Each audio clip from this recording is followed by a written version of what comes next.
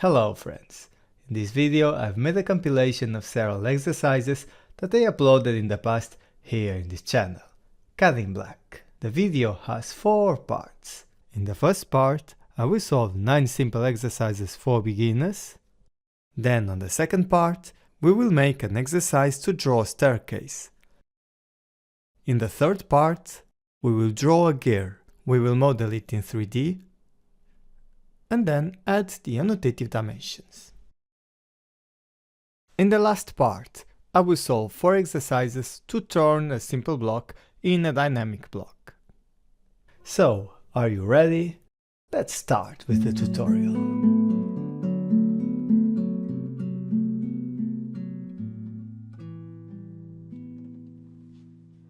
In this part, we will learn how to use the basic commands in Autocad by solving 9 exercises. I strongly suggest you to try to make them. It can be at the same time, because that's a good way to start getting in touch with Autocad, as the best way of learning is practicing. Let's start with exercise 1. Before drawing, make sure you have the object snap turned on, as well as the icon at the left, the object snap tracking, or auto snap. Here I just need to use either the command line or polyline. And first I need to choose the layer where I want to draw. Lines, this one. Then I'm going to activate the command polyline. I go to this endpoint, drag to the right, and click for the first point. Then I type 20 and press enter. After, go up vertically, type 30, press enter, and I'm continuing until I finish all this figure. Then horizontally I type 30 and press enter. This is 30 again, then 20, and to finish this I can click either in the start point or type CL to close the polyline.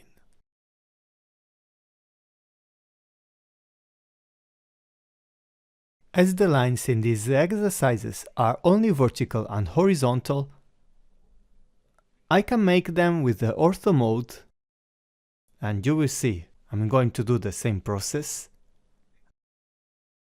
and as you can see it's a bit faster.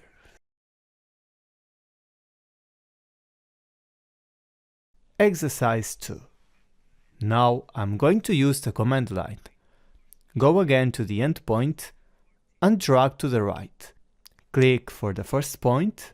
First I type 40, then 25, after 20, 15. As you can see, I can do it very quickly with this ortho mode.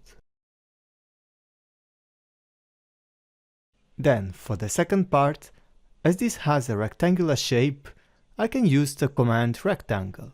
Let's type the shortcut, which is REC. Press enter. I'm going to click on this endpoint, and here I need to insert the lengths on the X and Y axis. First is the X axis, which is 35.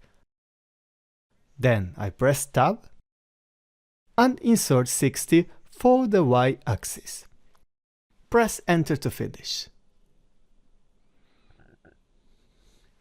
For the last section, I'm going to do exactly the same as I did on the beginning and just follow the lengths.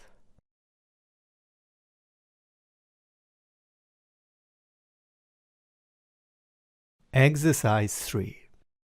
This time there are lines with a 25-degree angle to the x-axis. I'm going to use the command polyline to draw this figure, and let's start on this vertical line.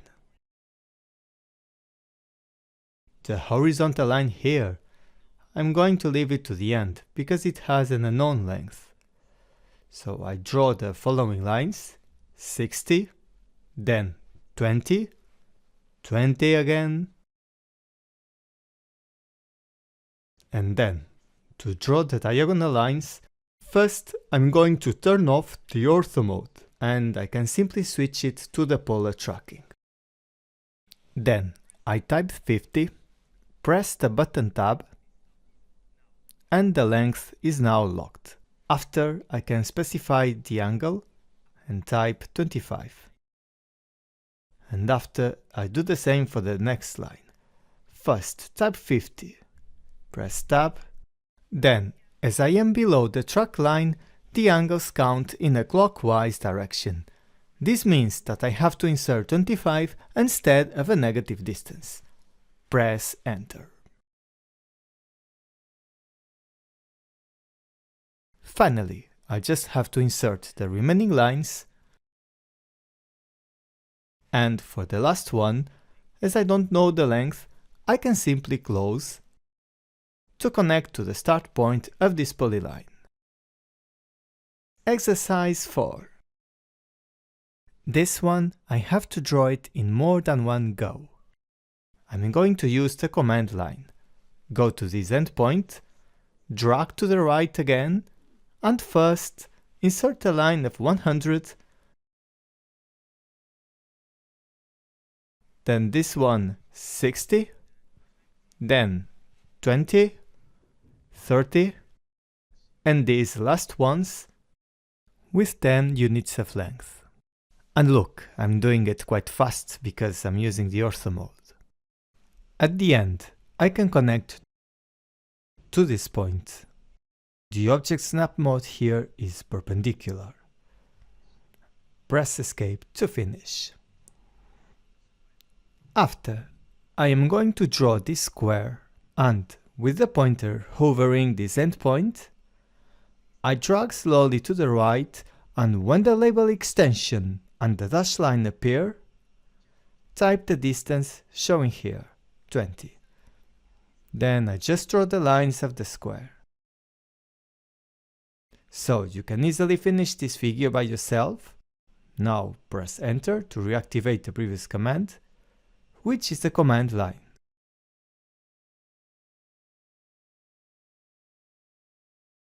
This horizontal line, we are going to connect it to this intersection here.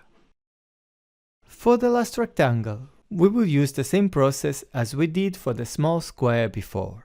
Hover the endpoint, drag to the right and type 25. Finally, I'm going to draw these last lines. Now, I want to show you an important tip. When I finish, I can decide to merge these lines in a polyline because it's easier to select the entire figure. However, polylines cannot have, like what is happening here, branches in the intersections. Therefore, if I use the command join to transform this into a polyline, it's easy. Select everything, press Enter, and what I can see here is more than one polyline here.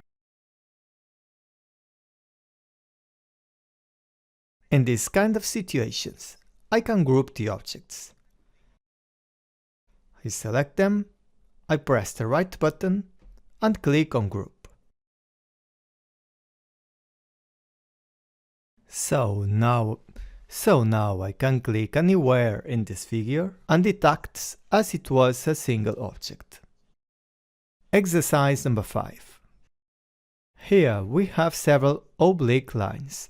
Another way of drawing those objects is by going to the track settings, which I can find in this arrow. Here, on polar angle settings, I can add more angles to track. I want an angle of 40 degrees, and I'll add another of -40. Press Enter. As you can see, it's considered automatically as 320.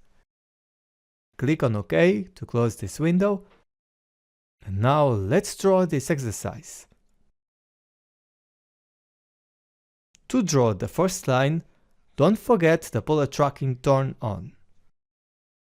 I can see that the 40-degree angle is now tracked, so I just need to type the length 100. For the next line, it will be the same, but in the negative direction. Type 100 again. Then just connect the last line of the triangle to the start point. For the small triangle, I drag to the right, type 30 and press enter. Then I find the angle 40 degrees and type 20. Then I can click in this intersection once I see this angle of 40 degrees in the clockwise direction. For the rectangle in the middle, I activate polyline. Let's go to the top vertex of the triangle, move down and type 40 to place the start point. Right away, I insert a line of length 15 to the right, and of course I can also switch to the ortho mode. Here I draw a line of 30, then 5, and finally connect it here.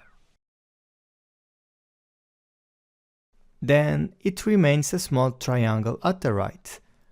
I can draw it normally, but I can also do it with the command mirror, as this drawing is symmetric. Type MI, press enter. Select the objects. Then I have to find the midpoint of the horizontal line here. Click. And now I am going to draw a vertical mirror line, and as you can see the triangle was placed symmetrically.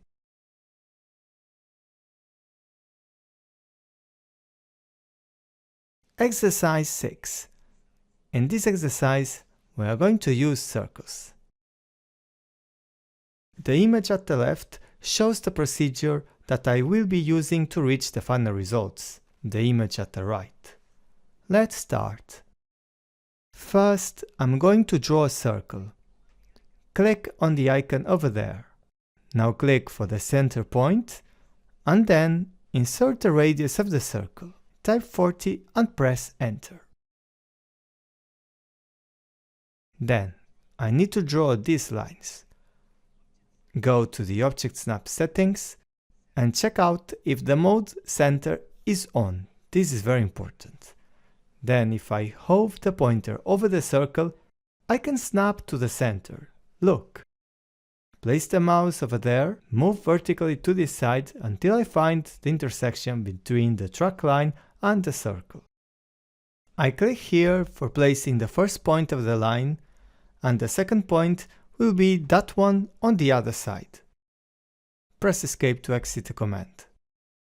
Now, it's easy to draw the small circles, as their centers are defined by the intersections.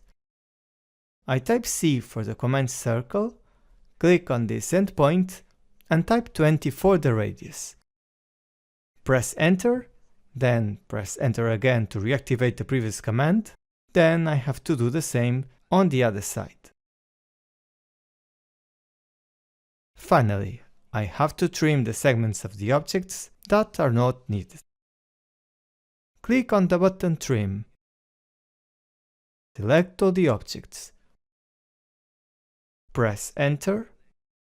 Next, select all these parts to erase. Press enter again, and the objects that were not deleted, I can select them again and press the key delete. This exercise is finished. But before proceeding to the next, I want to show you that I could draw these circles faster if I use the Object Snap Mode quadrant. With this mode, I can snap the points which are intersected by the UCS coordinates, as you can see. Basically, I can draw a circle directly here. Exercise 7. Here I'm going to use Offset. This tool allows me to inscribe a polyline inside another. I'm going to start. I will type PL and press enter to draw this polyline. Choose the start point, then draw it following the lengths of each lines. I am going to use the ortho mode as it's easier to draw orthogonal lines. Then I continue. Here I type 30, the next one is 100, and to finish the polyline, I can connect it to the endpoint and there is no need to deactivate the ortho mode. Next, I am going to use offset to draw the inner polyline. For the offset distance, I will type 5, as it's the distance here. Then I select the polyline, move the pointer inwards and click. Press Enter to exit the command. So this was easy. Now, this time I have to draw these lines. I start with the line below, and the distance here is known, 30. I turn on the command line. Go to this endpoint, drag along the diagonal line and make sure it says here extension and type 30. Then I can draw a line here and the length is 25.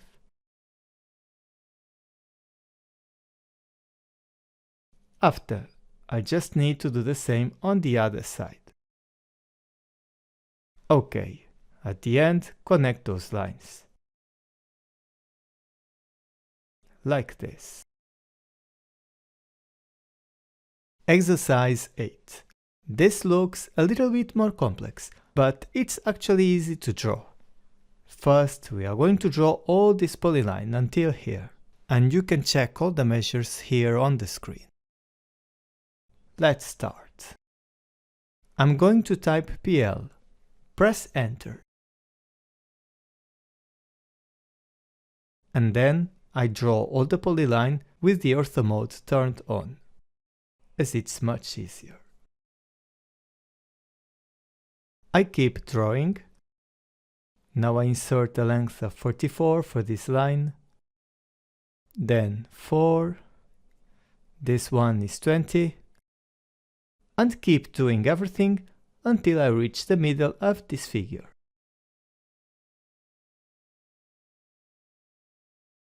When I reach the diagonal line, I switch to the polar tracking.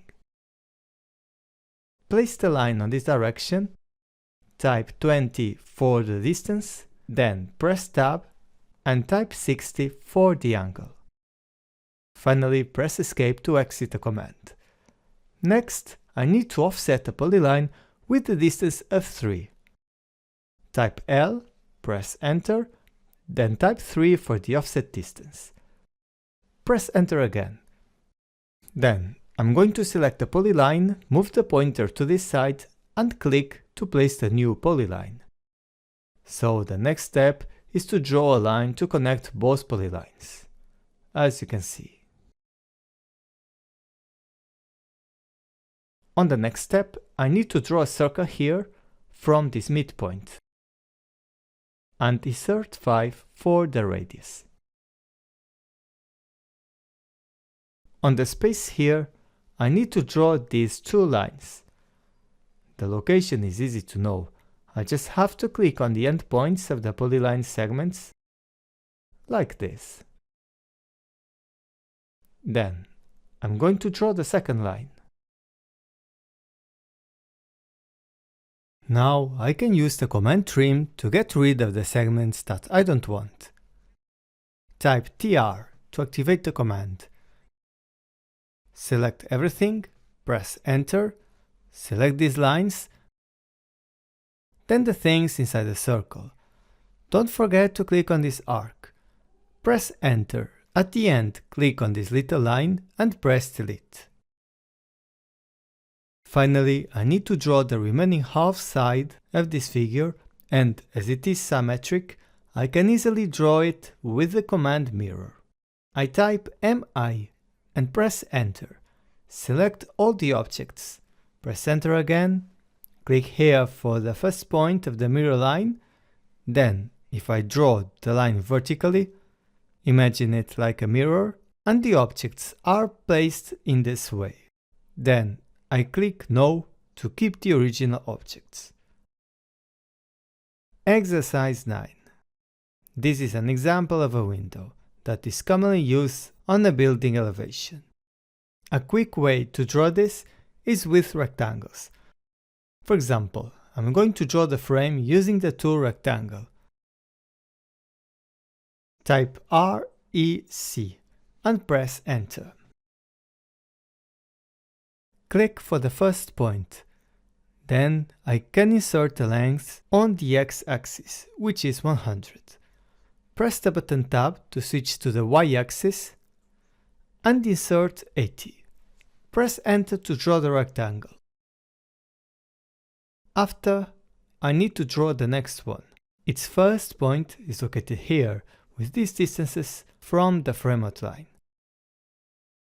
A good method here is to draw a line, go to this endpoint, move to the right, type 5 and press Enter. Then I just need to draw a vertical line with 5 units of length. Now, I know that the next rectangle starts at the endpoint of the line I just drew.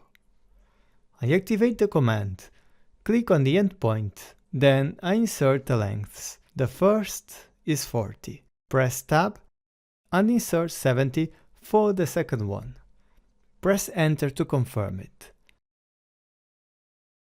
After this step, I need to inscribe another rectangle inside the last one. I'm going to click on Offset. Then type 10 for the offset distance. Then I click on a polyline. A rectangle is actually a polyline, don't forget this. And click inside to place the next rectangle. Now, I just have to copy both rectangles to the other side of the window. I'm going to use the command Mirror. Select the objects and press Enter. Then I choose this midpoint because it is on the middle of the window. And then I will draw a vertical mirror line. Here, choose No to keep the original objects. Finally, I'm going to draw a vertical line again from the midpoint.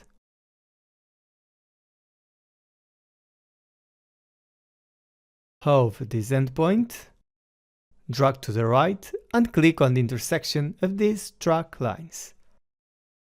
Also, I have to stretch a bit here on the bottom by clicking on the grips. Then there is this little line that I need to delete and the window is finished.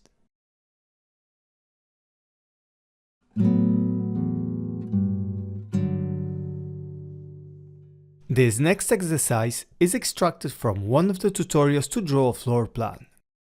Here we will make this staircase, and we will explore the command polar array, specifically here, in the part where the stair turns to the right.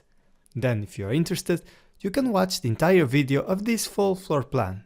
You can find the link in the description. Before starting, we can add a layer just for the staircase. So in this way we can have our different elements well organized. I'm going to start with the command line. And as the thread width is 25 cm, go to this endpoint, move up and type 250 and draw a horizontal line up to the opposite wall. Next, with the command Offset, I type O and press Enter, and I can draw the other threads very quickly. Specify 250 for the offset distance, click on the line, then I can see on the prompt sentence, specify point on side to offset or 3 options, exit, multiple or undo. I'm going to choose multiple, type M and press Enter to place several objects with a 250 mm distance between each other. It's very simple. I just click 4 times and press Enter. Now, I'm going to draw the railing. This is very easy, and the first line is located at 50 mm from the wall. I draw it vertical till the top, and the second line, I'm going to make it also with 50 mm, but this time to the left of the first line. Then, for the last rises, it's a bit more complicated, but I will show you one of the several ways to do it. I'm going to start with the vertical line, which is where the staircase starts. It's located at 1250 mm from the wall, and the length of the line is a bit shorter, just 870 mm, and that is the run width of the first riser. Then I'm going to draw an arc using the start, center, and end points. I click here for the start point. The center, I'm going to place it at 300 mm down, and for the end point, I click here. Next, I'm going to offset the arc with a distance of 50 mm to the other railing outline. To draw the remaining threads, I'm going to use the path array. That command is located here. I select the object to array, and then I click on the path, and what happened is, more than 400 lines were generated, as the spacing between objects by default was set to 1 mm.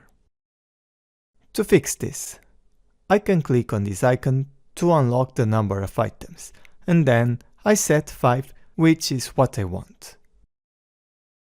Finally, to distribute these 5 lines equally along the path, I have to change the option measure and switch to divide. Yes, as you can see, now they cover all the path. But before saving this array, I'm going to uncheck associative because I don't want to convert this to an array object, so I wouldn't be able to do the next step, which is extending these lines to the walls. I type EX, press enter, select the boundary edges, and then click on the lines to extend.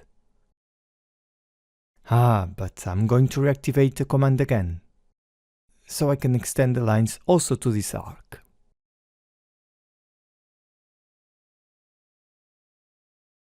Okay, finally you can draw this end side of the railing. As it doesn't have specific dimensions in this exercise, just do it as you wish. I'm going to draw also a circle here. To finish the stair, I'm going to trim the line segments that are not necessary. For example, these ones here, and also in this side. Then press escape and delete those 2 lines. At the end, don't forget to trim also these parts of the railing. Another thing, as there are also lines overlapped here, select the one shorter in the selection cycling and delete it. Finally, to draw the arrow, I'm going to draw a line from this right side of the stair from the midpoint. And then in this intersection, I draw a vertical line until here. To finish the arrow, I'm going to draw here a diagonal line. It doesn't matter the angle. And finally, I need to use the command mirror to place a symmetric line on the other side. In conclusion, the method I used in this video was one in several possible, of course. I hope this helped, and feel free to explore another ways to draw the same staircase.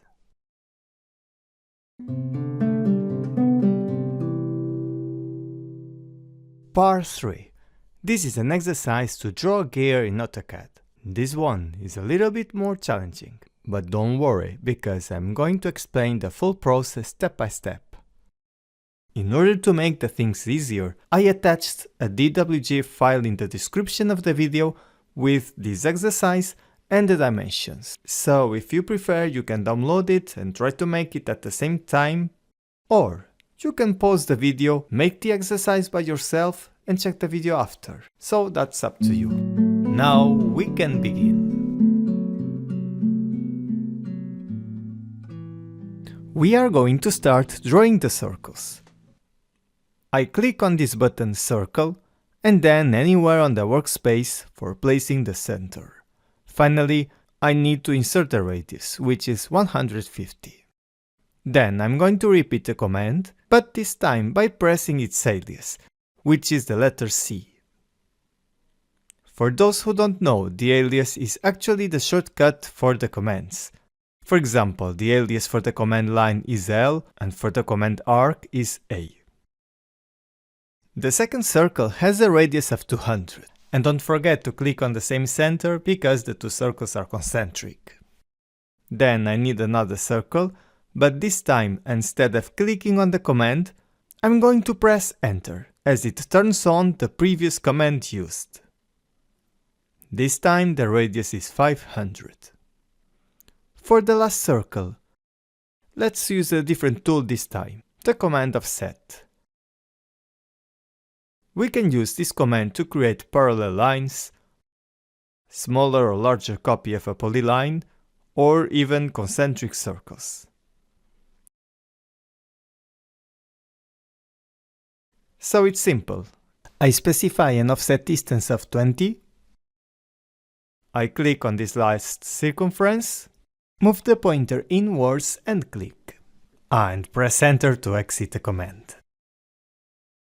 The next step is to draw the teeth of the gear. I'm going to use an extra object snap mode, the quadrant. And with that, I'm able to snap the points where the angles are 0, 90, 180 and 270 degrees. It's like north, east, south and west. Okay, first I need a line from this point, a vertical line, that measures 50 millimeters. From there, I will make another line, but this time horizontal, with 20 millimeters of length. The third one, as there is an angle of 70 degrees with the horizontal direction, I'm going to place the pointer below the horizontal reference line, press Tab. I'm going to type 70, press Tab again. Now the angle is blocked, meaning that I just need the length of the line. Once the lines don't intersect easily with circles, I place the second point after the intersection, more or less here. Then, with the command mirror, I'm going to pick these two lines, press Enter again, and place the mirror line along the vertical line. And remember, the length doesn't matter, just the direction. Then, with the command Trim, I'm going to delete the extra segments, and if you are familiar with this command from a long time, just let you know that recently it changed the way it works. Now I only need to click in a segment of a line, and it erases automatically from the nearest intersections. And also now with Trim I can delete an entire line, something that before it was not possible. Next, I need the fillet command to round the corners of the teeth. Click on the button. Now before doing anything, we have to set the radius. And if it's the first time you use this command, have in mind that it defaults to radius 0, and basically you wouldn't see any effect. Now by looking at the example, I need to specify the radius as 5. And then click on two lines to generate an arc between them. Press Enter to reactivate the last command used, and as the radius is the same, just click directly on the lines of the next corner. And finally, I need to apply fillet in the intersections between the tooth and the circle. Now that the tooth is complete, I can convert to a polyline all these lines and arcs. Although this is not required, then it's going to be easier to select the object. Now that everything is selected, I'm going to find Join. It's this button in the hidden icons on the Modify tab. I click on it, and now we have here a polyline. So the next thing we are going to do here is to use the command Polar Array. The process is easy. I'm going to click on this arrow and choose Polar Array. Then select this polyline. Click for the center point of array, so it's going to be the center of this circle, and as you can see, by default the polar array places 6 items, the tooth, around the center. Then we can edit this array at a special panel for array creation on the ribbon, and I'm going to change the number of items to 26. Then click on an empty space, and the spacing between change it to adapt to the new number of items. Finally, I can press Enter to confirm and exit the command. Now we need to draw the 6 small holes inside the first string. First, I'm going to draw a line between these 2 quadrant points of both circles. Then I turn on Circle, and I need to find the midpoint of this line. But it's not appearing. Maybe I need to check out the object snap modes here. Yes, the midpoint was off, and that's why it didn't show up. I click to turn it on, and now you can see the triangle that represents the midpoint. Click there and draw a circle with 10 mm of radius. Now, with polar array again, I click on the circle, use the same center point. I need to hover the circle to show the center. Now I click, and this time, as I want exactly 6 circles displayed around the ring, I press Enter. Finally, click on the line and delete it. Then the next group of circles. They start at this angle of 60 degrees and they go clockwise until they reach the same angle but on the opposite direction. Now let's see how to place 6 items there. First of all, I need to draw a line from the center with a 60-degree angle to the horizontal direction. After clicking on the first point, I'm going to press Tab, type 60, press Tab again and put the second point more or less here. Then I select the line, and with the grips located in both extremities, I'm going to narrow the line, move one grip to this intersection, and the second one to the intersection on the other circle.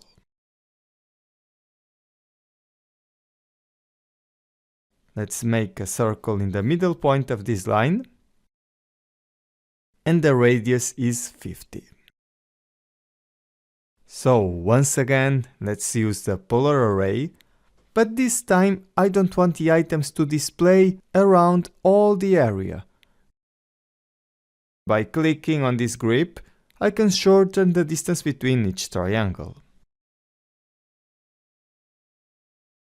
I just click around here.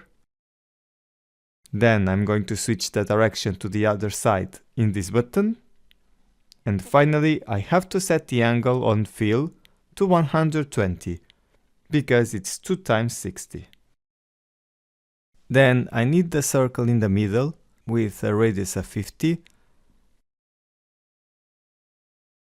And the hole has also these 4 sections at the quadrant points. First, I need to draw a line here with 10 mm, and then make a horizontal to the right with length 5. Press Escape, select the line, and then with this grip, I'm going to extend it 5 mm to this side, and as you can see, this process is the same as when I was making the tooth. To confirm the distance, you can double-click on the line to check out the quick properties. Now I need 2 vertical lines from the corners, and with the command Trim, I'm going to erase the extra segments and the line in the middle as I don't need it anymore. Next, activate Join to merge the 3 lines in a polyline. And with Polar Array, I'm going to place this polyline as 4 items around the circle. Now pay attention to this important tip. When we are creating an array, we can see this icon here, Associative. If it's checked, the items merge together in an array object, and in that way I can edit the array later if I need. Although if it's unchecked, the items remain independent and are not converted in an array. Due to that, I won't be able to edit the array later, like changing the number of items or the spacing. But if they are associated as an array, don't worry, you can always explode the array to bring back to the original objects. So, the step is using the command trim to erase the division between the items and circles. Simply click on the segments or use the selection area if you want. And at the end press enter. Now we almost finished the gear, but there are also these segments between each tooth and the circle to get rid of. The problem is they are 26, so it takes a bit longer to use trim to erase them all. Okay, it's actually possible to do this a bit faster, and probably it would be worth if your job is creating gear drawings all day long. So with the trim command, I will switch to cutting edges. And if you are using an older version of Autocad, this is the option by default. Select these two polylines and the circle. Press enter.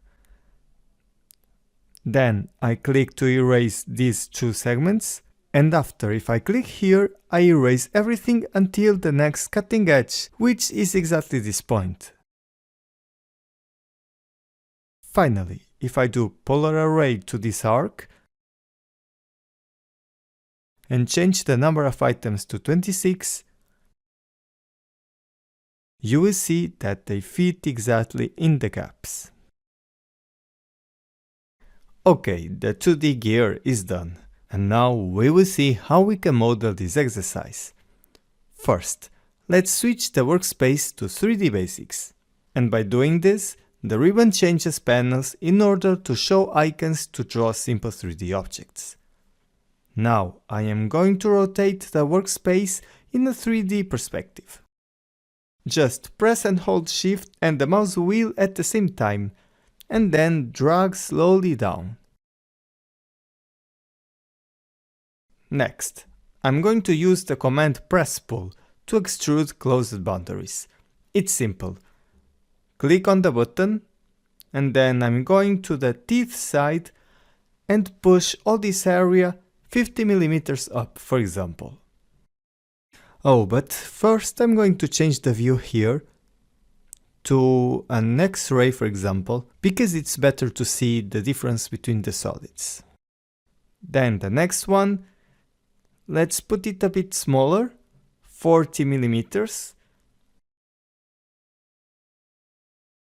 Then the ring, also the same height as the first area, 50 mm, and the last part, 40. Okay, the first half side is done. Now, as most of the gears are symmetric in terms of width, I'm going to change the current view in these controls here to front. Now, it's going to be easy to mirror all these objects along the x-axis. I'm going to select everything. Activate the command mirror. And now I can make the mirror line exactly along the bottom edge of the gear. So this endpoint is good. I click, move to the right, and click again in another point in the same horizontal direction. That's important. Great. Finally, if I want to merge all the solids in one, I can go to Union, select everything and press Enter.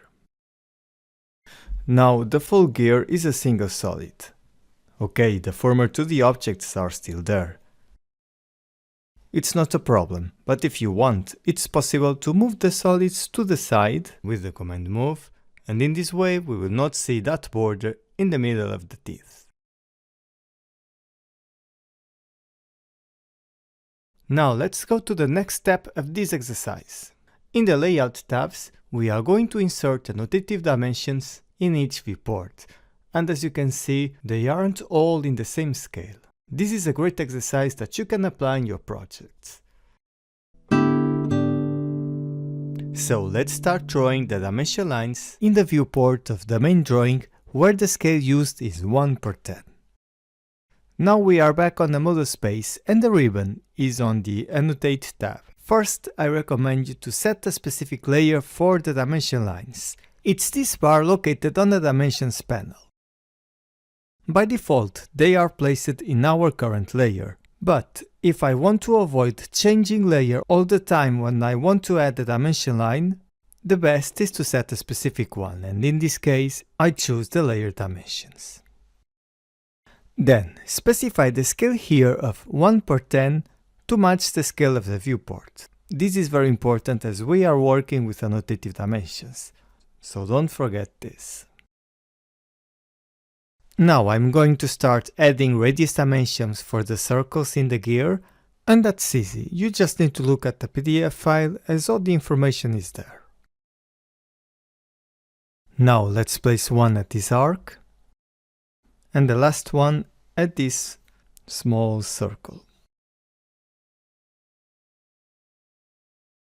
Okay, now if you have noticed, the dimension lines are green instead of blue, the color of the layer dimensions. But why is that happening? I think I'm guessing. First, I'm going to switch to the Home tab and look at the Properties panel. The object color is set as green instead of following the color of a specific layer. Because of that, I have to select all the dimension lines, and this time I will just pick one of them, right-click and go to Select Similar. With this option, Autocad automatically selects all the objects of the same type in a specific layer. Then I just need to change the color to by layer, and now the dimension lines are blue, which is the color of their layer. Now I press Escape, but note that the next object I will draw will come again in green. So, with no object selected, I have to set the color by default as by layer to avoid having these problems. Next, let's make these angle dimensions of 60 degrees each. First, I'm going to draw 3 lines from the center of the gear. For the first line, I have to hover one of the circles to find the center, click on it, and I'm going to make it, for example, horizontal. Also, don't forget to have the polar tracking turned on, that's very important. Then, for the second line, I start again from the center, but this time, as I want it with an angle of 60 degrees, I need to press the button Tab to switch to the angle insertion, type 60, press Tab again, and if I'm happy with the length, I just confirm it. Finally, for the last line, I'm going to use the command Mirror as it's going to be faster. Select the 60-degree line, press Enter, and make the mirror line along the horizontal line that I made previously. And here, select to not erase the source objects. Now, I'm going to add an angular dimension. Pick these 2 lines and place the angle around here. And this is important. Sometimes we have to move a pointer a little bit to make sure this endpoint disappears from the screen. Now I can click. So what would happen if I clicked when the endpoint was displaying on the screen? Basically, the dimension would go to the center and you wouldn't be able to see it. Next, I press Enter to reactivate the previous command and place the next angle between the 2 lines below, and this time, yes, I'm going to use this endpoint in order to make both arrows connecting exactly there, so it looks nicer and more professional maybe. Now let's go to the dimensions on the details, and we will start with this one, which is a bit more challenging. Okay, let's draw first a temporary circle that overrides these arcs, where I have the teeth. And at the top I'm going to draw a line as well. The method I'm using is hovering this midpoint, move to the right horizontally following the polar tracking, type 20, and then move to the other side and draw a line here with 40 mm of length. Okay, now I am able to add dimension lines, but first I have to match the scale of the viewport, which is 1/1. Now I can click on Linear Dimension, Then pick for the first point this midpoint, and right next move in the vertical direction until I find this intersection. Next, let's add another linear dimension measuring the horizontal line that I inserted lastly, as you can see. Look, the length is also right, it measures 40 mm. Then I need an angular dimension on the slope, so I'm going to pick this line, then the horizontal line, and I can add the angle here of 70 degrees. On the other side, there is a radius, so this time you have to click on the radius dimension, then click on this arc. Okay, in this case this is a polyline, but it works anyway. In this case this is an arc with radius 5. Okay, the detail 1 is done. Now, I encourage you to add the dimensions by yourself for the details 2 and 3. I believe it won't be hard for you. So you can pause this video right now, and once you have finished, just click on play to continue watching. And maybe you have done a bit different than me, and correct as well. Now I'm going to zoom the area where I have this little circle, and activate the command linear dimension. But this time let's use the alias, the shortcut, which is DLI. Now, to find the center of the circle, we need to hover the boundary first. And by the way, if you cannot snap to the center, please make sure that the snap mode center is active. If not, it will not appear and consequently you cannot snap to the center. So that's important. Okay, let's add the dimension line up to the intersection with the other circle and click again to place it right there. Next, for the second dimension, we could actually use copy or mirror, but I decided to press enter to repeat the same command, and I'm just doing the same as before, but to the other side. Then the circle has a radius of 10 mm. For the detail 3, let's see if you did the same thing. I added a temporary circle here, and like for the tooth, I placed a horizontal dimension at the top. And let's type 5 here to leave it 5 mm above the line. This is a useful thing if you want to have your dimensions located at the same distance from the objects. It's just to avoid some being far away or others too close. I like to use this method even, it's not something required. Now the vertical line, I use this midpoint to connect to the intersection below. And finally, I'm going to add a radius dimension to place a leader indicating the radius of the circle, which is 50 mm. Then, for the lines that were helping me to add the angle dimensions, I also want to change the line type to a dashed or to a dotted style, instead of this continuous one.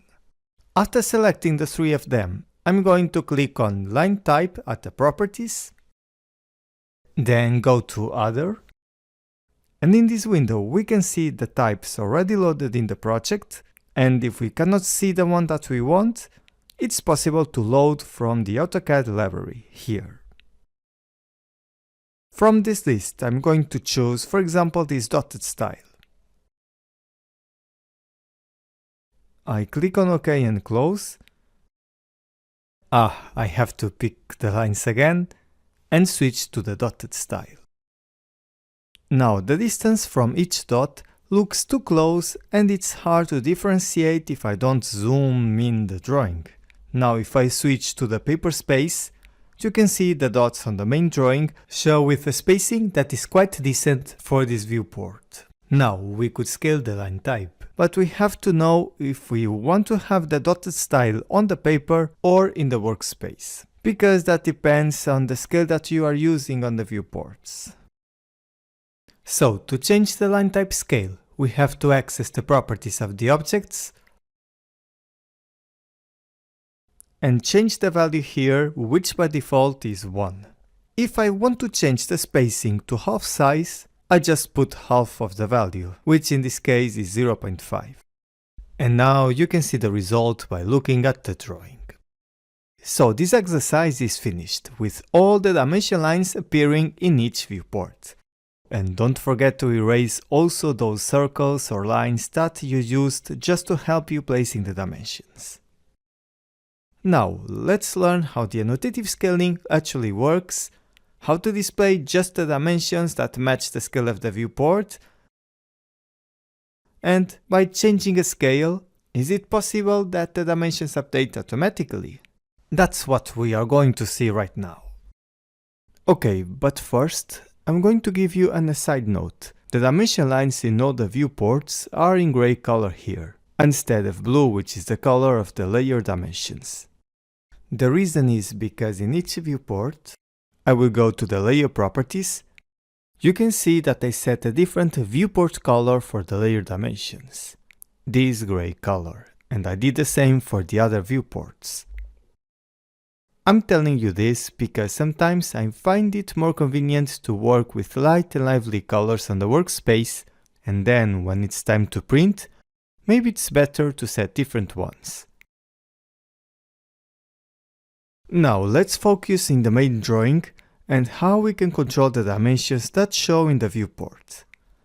By the way, first, as I'm still in the paper space, I'm going to select these 3 polylines.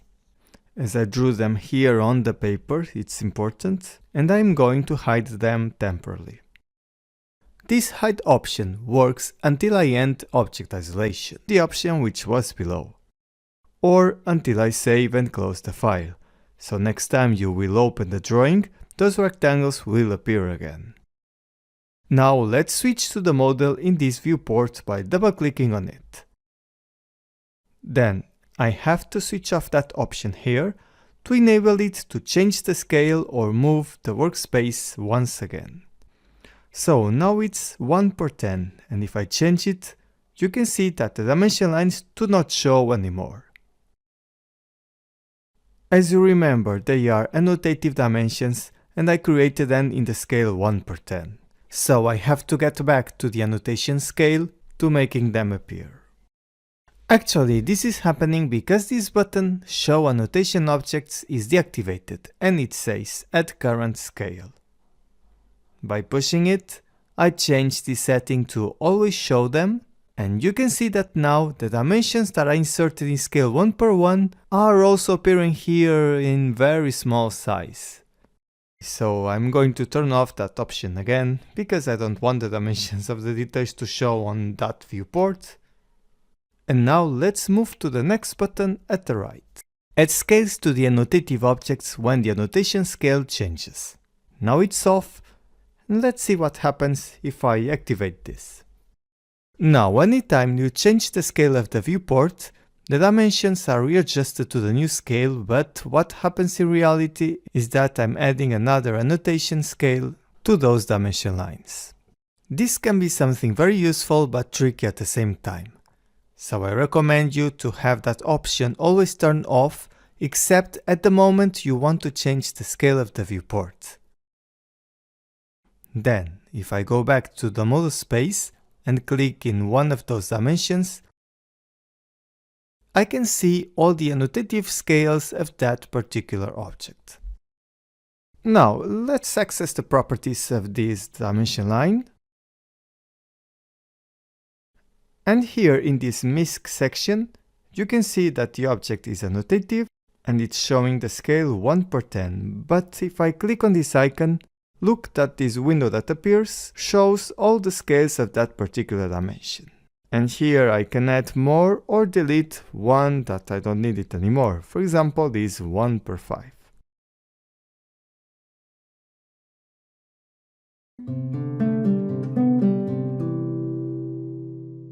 In the last part of this video, we will practice dynamic blocks with 4 examples. In each situation, I introduce a different parameter or action.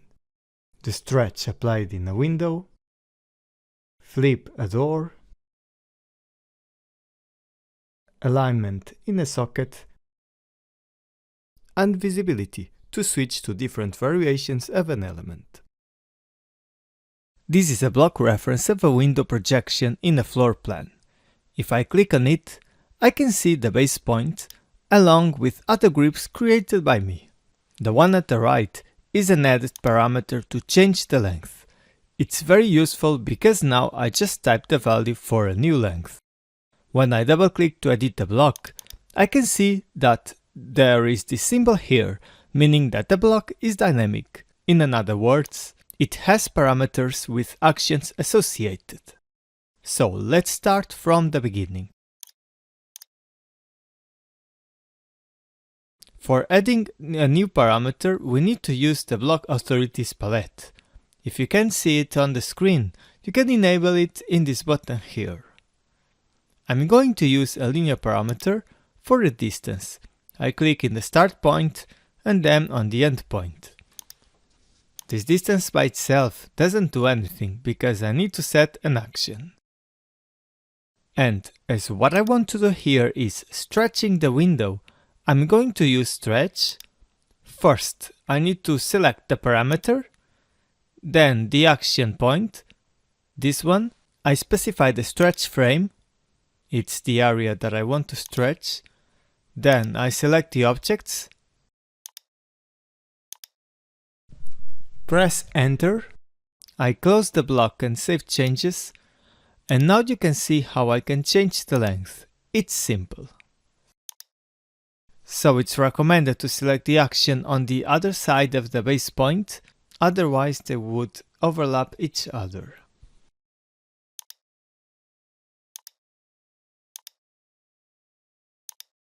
Let's go to the next example. Here I'm going to show you another parameter, flip, and that's what I have in this door. I can flip the opening by just clicking in these buttons. Open the block editor, and then I'm going to start with this one in the middle. I click on flip, and the reflection line will be in the middle distance between frames. I could draw a line here to use the midpoint, but let's do something we learned earlier in this tutorial. Click with the right button, go to Object Snap Overrides, and then click on Mid between 2 points. Select these two, and then I can make the vertical reflection line here. Then I need an action to that parameter. And instead of going to the Actions tab, I can also click in the exclamation point to add an action. And then for the objects, I select the line and the arc. So if I close the block editor, I can see the result. Then let's add another flip, but this time to switch the door down here. This time I go to Action, I click on Flip, select the flip state 2. This time I need to select everything. And if I close the block, you can see I have a new flip to the other side. In this door, there is also a stretch action to adapt the frame to different wall widths. So let's add it. It's again the linear parameter. Choose the 2 points of the dimension line, then double click in this yellow symbol. Remember that when it shows up on the screen, it means there are no actions associated yet. There are 4 possibilities to linear parameters, so we add the stretch, then select the stretch frame, and I need to cover all this part, and for the objects, I select those here and also at the left. I press enter, then I have to close the block editor, and you can see again the result of stretching a part of a block. The parameter alignment. This parameter can be useful to align a block along a line. For example, for electrical circuits, we want to align a socket automatically along a polyline. So let's see, and this parameter is actually very simple. We click on alignment, set the base point of alignment, which I want it to be here, in the middle. Then I need the direction of alignment, which is along this direction. Close the block to return to the main workspace. Then select the socket. Click on the alignment point, which is easy to recognize as it has a different shape, and move it to the polyline. Simple. Then there are some important tips you should know. I recommend you to have the mode nearest active, so you can put the block in any position of the polyline. If your object snap is off, the alignment will not work.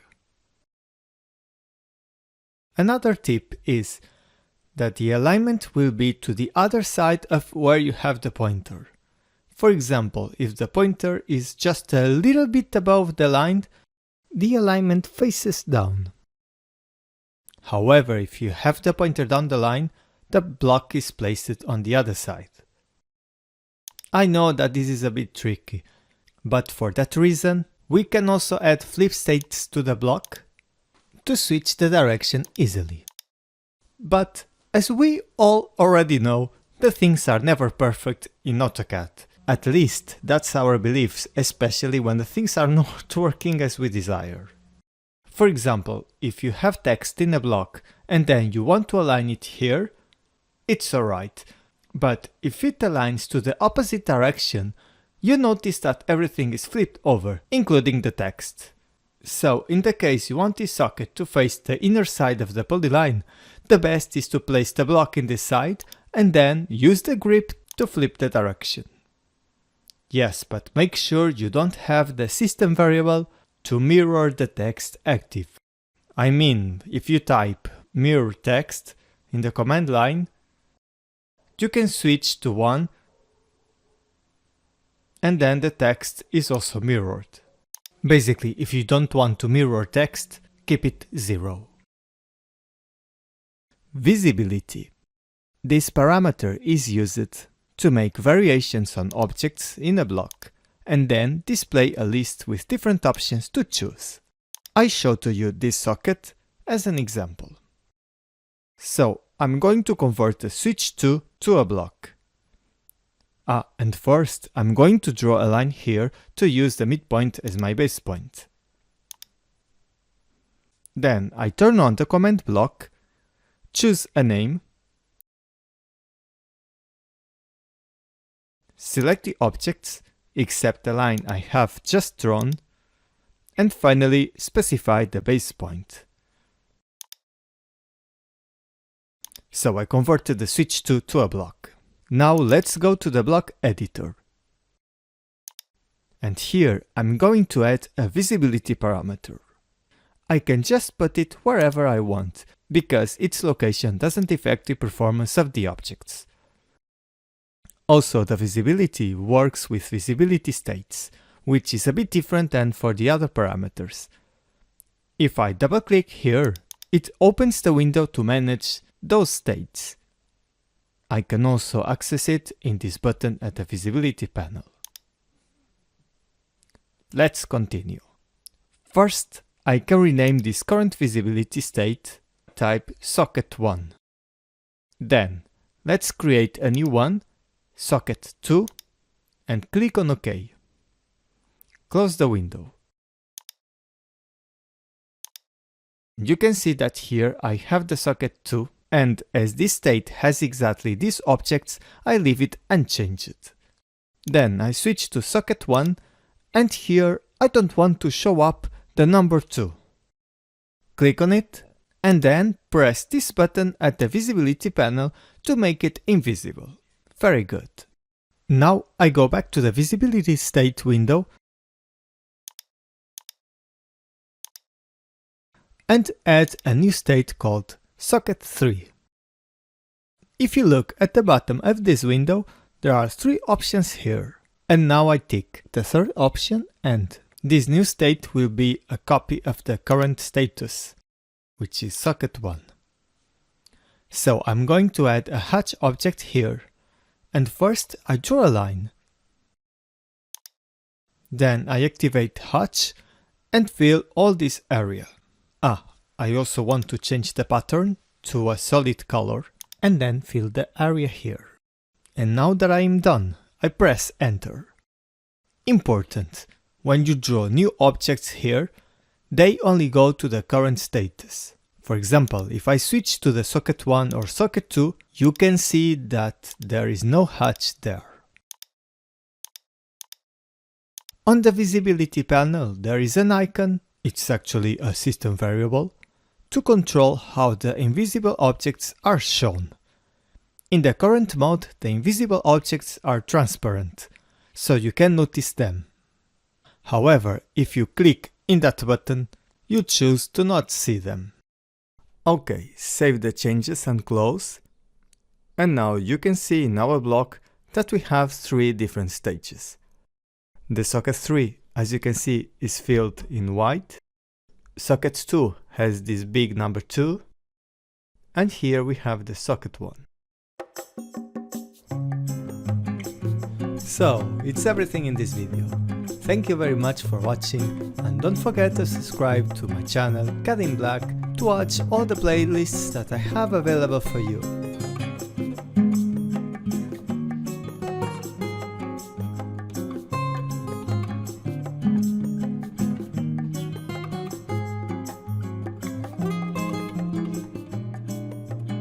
So thank you very much and see you next time.